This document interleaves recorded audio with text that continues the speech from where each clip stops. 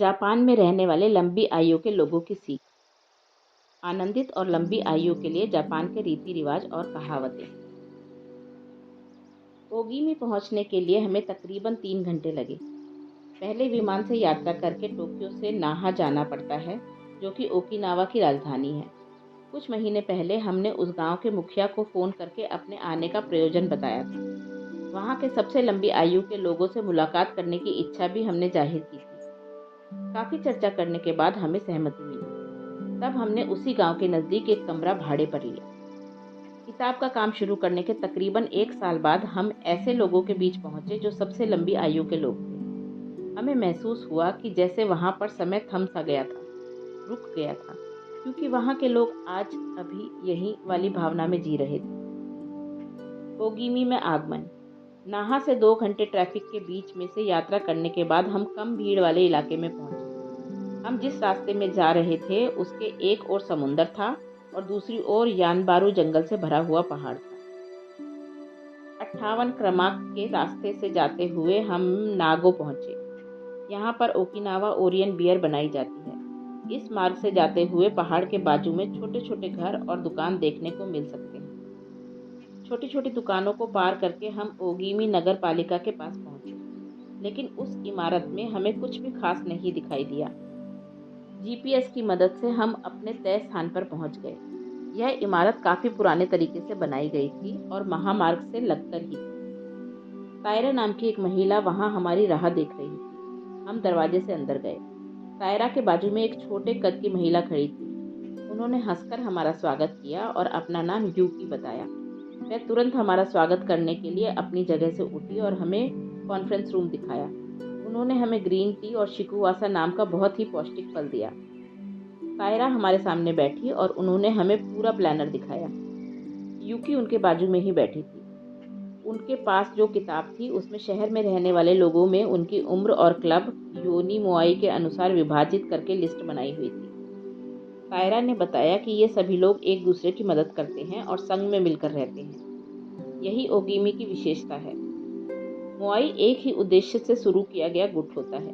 वे एक परिवार की तरह जीते हैं। तायरा ने बताया कि वह स्वयंसेवा के चलने वाला गुट होता है और इसमें बाकी चीज़ों को पैसे से ज़्यादा महत्व दिया जाता है और इसी वजह से लोग प्रेरित होकर काम करते हैं। इसमें सभी को सम्मिलित होने का मौका मिलता है और सरकार सभी को काम बांट कर देती है। इसकी वजह से सभी के अंदर ऐसी भावना होती है कि वे महत्वपूर्ण हैं और इस समाज का एक अंग हैं। आर्चिपेलागो की उत्तरी दिशा के सबसे बड़े टापू केप हेडो के पहले ओगीमी गांव आता है। ओगीमी के पहाड़ से हम पूरा ओगीमी शहर एक साथ देख सकते हैं। यहाँ से देखने पर बहुत कम घर दिखाई देते हैं और ज़्यादातर इलाका हरे पेड़ों से ढका हुआ दिखाई देता है। यहाँ लगभग 3200 लोग रहते हैं। सामाजिक जीवन। हमें ओगीमी के एक छोटे से होटल में खाना खाने के लिए बुलाया गया। हम जब वहाँ पहुँचे तो हमें पता चला कि वहाँ सिर्फ 3 ही टेबल आरक्षित करके रखे गए थे। कोई हर्ज नहीं, हम चुराओ में जाते हैं, वहाँ खाली होगा, यूकी अपनी कार की ओर जाते हुए बोली। 88 वर्ष की होने के बावजूद वह काफ़ी अच्छे तरीके से कार चला रही थी और इसका उन्हें अभिमान भी था। उनके साथ काम करने वाला उनका सहायक 99 साल का था और उसने भी हमारे साथ पूरा दिन बिताने का वादा किया था। उनके साथ रहने के लिए हमें कई बार ज़ोर से गाड़ी चलानी पड़ रही थी। हालांकि वहाँ की सड़कों पर ऐसा करना हमारे लिए थोड़ा कठिन था। बहरहाल हम जंगल की दूसरी ओर पहुँचे और वहाँ एक होटल में खाना खाने बैठे। मैं ज़्यादा बार होटल में नहीं जाती हूँ, यूकी ने कुर्सी पर बैठते हुए कहा। मैं जो भी खाती हूँ वह ज़्यादातर मेरे बगीचे में उगाई हुई सब्जियों से बनाया हुआ होता है। मैं मछलियाँ हमेशा अपने पुराने दोस्त तानाका से खरीदती हूँ। यह होटल समुंदर के पास ही था। स्टार वॉर्स फिल्म जैसा टापू दिखाया था, उसी प्रकार का था। उस होटल के मेन्यू कार्ड में लिखा था कि हम गांव के बगीचे से उगी जैविक और मौसमी सब्जियों से स्लो फूड बनाते हैं। मुझे लगता है कि खाना जीवन का महत्वपूर्ण अंग नहीं है। यूकी ने अपने विचारों को सबके सामने रखा। उनको बातचीत का शौक था। कई सारी संस्थाओं के प्रमुख पदों पर काम करने की वजह से उनके पास बोलने का तजुर्बा और अधिकार दोनों थे। खाने से आपकी लंबी आयु पर सच में कोई परिणाम नहीं होता।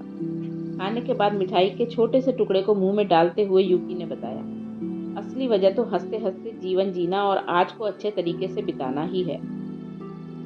ओगीमे में बाढ़ नहीं है। होटलों की संख्या भी कम है। हमारे यहाँ पर खुशी की व्याख्या अलग है। हमारे यहाँ पर लोग एक दूसरे से सामाजिक केंद्रों में मिलते हैं। शहर के बाजू में 17 छोटे छोटे गांव हैं। हर गांव का एक प्रमुख होता है। कला, त्योहार, सामाजिक कार्य और लंबी आयु, इन विभागों के लिए एक एक मुख्य आदमी की नियुक्ति की जाती है। यहाँ के लोग लंबी आयु विभाग की ओर ज़्यादा ध्यान देते हैं। हमें एक छोटे से गांव के एक सामाजिक केंद्र की ओर से न्योता आया था। हमें जिस जगह पर जाना था वह जगह यानबारू जंगल में थी और पुरानी इमारत थी। वह जगह महत्वपूर्ण भी थी। जन्मदिन की पार्टी। हम उस सामाजिक केंद्र पर पहुंचे। वहां लगभग 20 लोग थे और उन्होंने हमारा जोरदार स्वागत किया। उन्होंने हमें बताया कि उनके समूह में सबसे छोटे सदस्य की उम्र 83 साल की थी। हमने टेबल पर ग्रीन टी के साथ उनसे वार्तालाप भी किया। उसके बाद हम पास के खुले मैदान में आए और वहाँ पर 3 लोगों के जन्मदिन की पार्टी की। उसमें से एक महिला 99 साल की थी, एक 94 साल की थी और बर्थडे बॉय की उम्र 89 होने वाली थी। हमने गांव में गाए जाने वाले कुछ गाने गाए और अंग्रेजी में हैप्पी बर्थडे कहकर कार्यक्रम समाप्त किया। 99 साल की महिला ने मोमबत्ती फूंककर पार्टी में आए लोगों के प्रति आभार व्यक्त किया। हमने घर में ही बनाया हुआ शिकुवासा का केक खाया और जैसे किसी 20-22 साल के लड़के का जन्मदिन मनाते हैं उसी प्रकार नाचते गाते जन्मदिन मनाया। हमारी यह पहली पार्टी थी, लेकिन वहाँ के हफ्ते भर के प्रवास की आखिरी पार्टी नहीं थी। हम वहाँ के लोगों के साथ कराओके करने वाले थे। हालांकि वहाँ के लोग हमसे भी अच्छा गाते थे। हम उनके पारंपरिक समारोह में सम्मिलित हुए, उनके साथ खाना खाया और नाच गाने के साथ उनकी खुशी में शामिल हुए। हर दिन एक साथ खुशी से मनाओ। ओगीमी जीवन शैली में समारंभ को काफ़ी महत्व दिया जाता है। बुजुर्ग लोगों में काफ़ी मशहूर खेल गेट बॉल को देखने के लिए हमें बुलाया गया था। इसमें लकड़ी के हाथों से बॉल को मारा जाता है। कम जगह में और कम साधनों के साथ यह खेल खेला जाता है। इसीलिए जब 4 लोग मिलते हैं तो समय निकालकर इस खेल को खेलने में जुट जाते हैं। वहाँ के लोग आपस में प्रतियोगिताएं आयोजित करते हैं और सम्मिलित होने के लिए उम्र की कोई शर्त नहीं होती। हम भी खेल में शामिल हो गए, लेकिन दुर्भाग्यवश हमें 105 उम्र की एक महिला ने हरा दिया। सभी लोग मिलकर उन्हें प्रेरणा दे रहे थे और देखते ही देखते उन्होंने हमारे चेहरे पर आई खुशी को गायब कर दिया।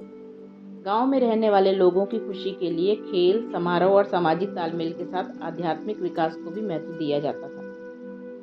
ओकिनावा के भगवान। ओकिनावा का महत्वपूर्ण धर्म होता है रिक्यूगु शिंतो। रिक्यूगु शिंतो ओकिनावा के टापुओं के समूह का नाम है और शिंतो का मतलब भगवान की ओर जाने वाला मार्ग। रिक्यूगु शिंतो में चाइना और ताओइज्म, कन्फ्यूशियनिज्म और बुद्धिज्म की कुछ संकल्पनाएं हैं।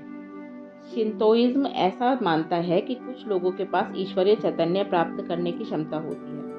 इसी के साथ पेड़, पौधे, जानवर, पत्थर और कुदरत की चीज़ों में भी ईश्वरीय चैतन्य होता है, जिसका इंसान पर असर होता रहता है। प्राचीन समय से चले आए इस धर्म के अनुसार ऐसा माना जाता है कि कई सारी आत्माओं से मिलकर इस विश्व की निर्मित हुई है। यह चैतन्य घर में, जंगलों में, पेड़ों में और पहाड़ों में भी होता है। शांत अंतःकरण से और धार्मिक विधि के द्वारा हम पवित्र माहौल में उस चैतन्य को आमंत्रित कर सकते हैं। ओकिनावा ऐसे कई सारे पवित्र स्थानों से और जंगलों से भरा हुआ है। इसमें 2 महत्वपूर्ण मंदिर भी शामिल हैं। एक है उटाकी और दूसरा है उगांजू। हम उगांजू मंदिर गए थे। यह एक छोटा सा मंदिर है जिसके बाजू में एक झरना है। काफ़ी सारी खुली हवा और रोशनी इसकी विशेषता है। धूप की खुशबू सभी ओर फैली हुई है। उटाकी मंदिर पत्थरों से बनाया गया है और वहाँ पर लोग पूजा करने जाते हैं। उनका ऐसा मानना है कि वहाँ पर आत्माएं जमा होती हैं। ओकिनावा धर्म में महिलाओं को पुरुषों से ज़्यादा सक्षम माना जाता है। युता ऐसी महिलाएं होती हैं जिनके माध्यम से आत्माओं से संपर्क बनाया जा सकता है। जापान में पूर्वजों की पूजा करना उनकी दिनचर्या का हिस्सा है। घर के सबसे बड़े बेटे के घर में एक छोटे से मंदिर में इन पूर्वजों की पूजा और प्रार्थना की जाती है। यानबारू, जंगल का बुना गया चैतन्य। बुना गया जादुई जीव है। वे यानबारू और ओगीमी जंगल और उसके आसपास के शहर में रहते हैं। वे छोटे बच्चे की तरह दिखते हैं और उनके बाल लंबे व लाल होते हैं। उनको जंगल में खासकर गजुमारू यानी बरगद के पेड़ पर रहना पसंद है। उनको समुद्र के किनारे मछली मारी करना भी पसंद आता है। ओकिनावा की कई सारी कथाएं बुना गया चैतन्य के विषय पर ही हैं। वे काफ़ी खुशमिजाज और अनपेक्षित बर्ताव करते हैं। वहाँ के लोग कहते हैं कि बुनागया को पहाड़, नदियाँ, समुंदर, पेड़, पृथ्वी, हवा और जानवर पसंद आते हैं। अगर आपको उनके साथ दोस्ती करनी है तो आपको कुदरत के प्रति आपके मन में जो आदर है उसे व्यक्त करना पड़ता है। माबुई। हर इंसान में ईश्वर का अंश यानी माबुई होता ही है। यह चैतन्य का अंश होता है और हमारे जीवन का असली स्रोत होता है। यह चैतन्य अमर होता है और हमारे अस्तित्व का असली पहचान होता है। कभी कभी ऐसा भी होता है कि किसी मृत इंसान की आत्मा जीवित इंसान में अटक जाती है। किसी की अचानक मौत हो जाए तो ऐसा होने की संभावना ज़्यादा होती है। खासकर किसी की कम उम्र में मौत होती है तो उसकी आत्मा मृत्युलोक से जाने के लिए तैयार नहीं होती। वे ऐसा मानते हैं कि सिर्फ छूटने से भी एक इंसान की आत्मा दूसरे इंसान के शरीर में प्रवेश कर सकती है। कोई दादी माँ अपनी पोती को दी हुई अंगूठी से भी उसके शरीर में प्रवेश करती हैं। इतना ही नहीं, वह फोटो के माध्यम से भी प्रवेश करती हैं। जितने बुजुर्ग उतने सशक्त। ओगीमी में हमारे दिन भले ही व्यस्त थे लेकिन फिर भी आरामदायी थे। हम वहाँ के लोगों की तरह काम कर रहे थे। वैसे देखा जाए तो यहाँ के लोग हमेशा व्यस्त रहते हैं और कुछ न कुछ काम करते रहते हैं, लेकिन गौर से देखा जाए तो वे काफ़ी शांत और तनाव रहित दिखाई देंगे। वे सभी अपनी इकिगाई के हिसाब से काम करते हैं, लेकिन कहीं पर भी कोई भागदौड़ या जल्दबाजी नहीं होती है। वे खुशी के साथ काम करते हैं, साथ ही 200 साल पहले वाशिंगटन बर्नअप में बताए गए उस सिद्धांत का पालन भी करते हैं, जिसके अनुसार अगर आपको हमेशा खुश रहना हो तो कोई ऐसा लक्ष्य जिसके लिए आपका दिल में बेपनाह मोहब्बत हो और हमेशा कुछ न कुछ हासिल करने की चाह चाहिए। ओगीमी में अपने आखिरी दिन हम शहर के पास स्थित एक बाजार में खरीदारी करने के लिए गए। उस जगह पर सब्जी, ग्रीन टी, शिकुवासा का रस और चैतन्य से भरा हुआ पानी पीने को मिलता है। उन बोतलों पर लिखा होता है, लंबी आयु के लिए पानी। हमने वह लंबी आयु देने वाला पानी खरीदा और समुद्र की ओर देखकर इस आशा से वह पानी पिया कि उस पानी की वजह से हमें भी लंबी आयु प्राप्त होगी और हमें भी अपना इकिगाई मिलेगा। उसके बाद हमने बुनागया का फोटो लिया और फिर वहाँ पर लिखे हुए तमाम संदेश पढ़ने की शुरुआत की। मुलाकात। हम जब वहाँ पर थे तब हमने कई लोगों से बातचीत की। उस दौरान हमने वहाँ के बुजुर्ग लोगों से उनकी लंबी आयु, तत्वज्ञान और इकिगाई के राज पूछे। हमने उनसे कहा कि हमें उस पर एक डॉक्यूमेंट्री बनानी है, साथ ही उसे किताब में भी शामिल करना है। उन लोगों ने तो जो राज बताए वे इस प्रकार थे। पहला, चिंता ना करें। लंबी आयु का राज है चिंता ना करना। मन में सदा युवा रहना और मन को कभी भी बूढ़ा ना होने देना। खुले मन से और हंसते हंसते सामने आए इंसान का स्वागत करें। अगर आप खुले मन से और हंसते हंसते लोगों के सामने जाएंगे तो आपके पोतों समेत सभी लोग आपसे मिलने के लिए उत्साहित रहेंगे। अगर आपको चिंता दूर करनी है तो उसका सबसे आसान तरीका है लोगों के साथ घुल मिल कर रहना और उनसे बातचीत करना। मैं यह रोज करता हूँ। मैं लोगों के पास जाता हूँ और प्रणाम करके बातचीत की शुरुआत करता हूँ। अंत में दोबारा मिलने का आश्वासन भी देता हूँ। फिर मैं घर आकर अपने बगीचे में लगी सब्जियों की देखभाल करता हूँ और दोपहर में दोस्तों से मिलता हूँ। हम सब इकट्ठा होते हैं। हम मिलने के लिए वजह नहीं ढूंढते और मिलने के बाद समस्याएं नहीं खोजते। इकट्ठा होना और मजा करना ही हमारा एकमात्र उद्देश्य होता है। दूसरा, अच्छी आदतें। सुबह 6 बजे उठकर बगीचे में उगी सब्जियों की ओर देखना मुझे बहुत पसंद आता है। मैं वहां जाकर अपने लगाए हुए टमाटरों और मैडरिन संतरों को देखता हूँ। ऐसा करने से मुझे शांति और खुशी महसूस होती है। 1 घंटा बगीचे में बिताने के बाद मैं घर आकर नाश्ता करता हूँ। मैं अपनी सब्जी खुद अपने बगीचे में उगाती हूँ और अपने लिए खुद खाना पकाती हूँ। यही मेरा इकिगाई है। बूढ़े होने पर भी अपनी बुद्धि को तेज रखने की कला आपकी उंगलियों में है। अगर आपने अपने हाथ चालू रखे यानी सदा सक्रिय रहे तो यकीनन आप 100 साल जिएंगे। मैं अलार्म लगाकर ठीक 4 बजे उठता हूँ। उसके बाद कॉफ़ी पीता हूँ, फिर हल्का सा व्यायाम करता हूँ। इस व्यायाम की वजह से मुझे दिन भर के लिए ऊर्जा मिलती है। मैं हर चीज़ को थोड़ा थोड़ा खाता हूँ। मुझे लगता है कि यह मेरी लंबी आयु का राज है। मुझे खाने में अलग अलग पदार्थ अच्छे लगते हैं। इससे मज़ा आता है। अगर आपने काम करना बंद किया तो आपका शरीर खत्म हो जाता है। मैं उठते ही फुटसूडन में धूप लगाता हूँ। आपको हमेशा अपने पूर्वजों का स्मरण करना चाहिए। मैं सुबह की शुरुआत प्रार्थना से करता हूँ। मैं रोज़ सुबह जल्दी उठता हूँ और सुबह का समय बगीचों में सब्जियों के साथ बिताता हूँ। मैं हफ्ते में कम से कम एक बार दोस्तों के साथ नाचता हूँ। मैं रोज़ व्यायाम करता हूँ और टहलने के लिए जाता हूँ। मैं रोज़ बिना चूके 250 प्रकार का व्यायाम करता हूँ। सब्जियाँ खाता हूँ। सब्जियाँ आपको लंबी आयु देती हैं। लंबी आयु के लिए 3 चीज़ें ज़रूरी होती हैं: व्यायाम, अच्छा आहार और मित्र परिवार। तीसरा, अपनी दोस्ती को रोज़ सींचें। दोस्तों के साथ रहना ही मेरा इकिगाई है। हम रोज़ मिलते हैं और गपशप करते हैं। मेरे लिए यही सबसे महत्वपूर्ण बात है। मुझे पता होता है कि कल हम दोबारा यहीं पर मिलेंगे और यह बात मुझे काफ़ी अच्छी लगती है। दोस्तों और पड़ोसियों के साथ रहना ही मेरे लिए सबसे आनंदित करने वाली बात है। अपनी पसंद के लोगों के साथ बातचीत करना ही मेरी लंबी आयु का राज है। मैं जब भी रास्ते में जाता हूँ तो स्कूल जाने वाले बच्चों को हेलो करता हूँ और जल्दी मिलेंगे ऐसा भी कहता हूँ। जो लोग कार से जाते हैं उनका अभिवादन करता हूँ और उनसे कहता हूँ गाड़ी धीमे चलाएं। एक साथ गाना गाना और चाय पीते पीते पड़ोसियों से गपशप करना मेरे विचार से मेरे जीवन की ये 2 सबसे अच्छी बातें हैं। मैं रोज़ सुबह 5 बजे उठता हूँ और समुद्र के किनारे टहलने जाता हूँ। फिर दोस्तों के पास जाकर चाय पीता हूँ। लोगों से मिलना और उनके साथ अलग अलग जगहों पर जाना ही मेरी लंबी आयु का राज है। चौथा, आराम से जिएं। आराम से और इत्मीनान से जीना ही मेरी लंबी आयु का राज है। अगर आप जल्दबाजी नहीं करेंगे तो यकीनन लंबी आयु पाएंगे। मैं कौड़ियों से चीज़ें बनाता हूँ, वही मेरा इकिगाई है। मैं सुबह जल्दी उठता हूँ और प्रार्थना करता हूँ। उसके बाद मैं व्यायाम और नाश्ता करता हूँ। 7 बजे मैं काम की शुरुआत करता हूँ। 5 बजे तक यह जब तक मन करता है तब तक काम करता हूँ और उसके बाद दोस्तों से मिलने जाता हूँ।